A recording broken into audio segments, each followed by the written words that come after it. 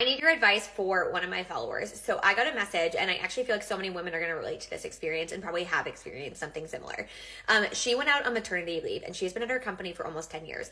And while she's been there, at least in the last 5 years or so, it has been 4 days remote, 1 day in office. And so when she went out on mat leave, she kind of felt like she'd figured everything out. She figured out her childcare. She knew what her mat leave was. She knew what she was coming back to, and planned accordingly. You know, we always tell people, like, don't have kids till you're ready. And she's like, we finally felt like we were ready and we understood what we were kind of going into and how we were going to navigate it.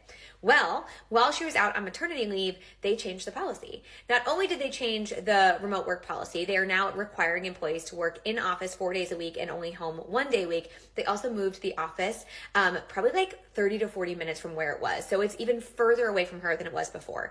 And so she's like, not only am I being asked to come in office 4 days a week, but it's even further away. And so she's wondering how to advocate for herself. So if you've done this at work, I would love any advice.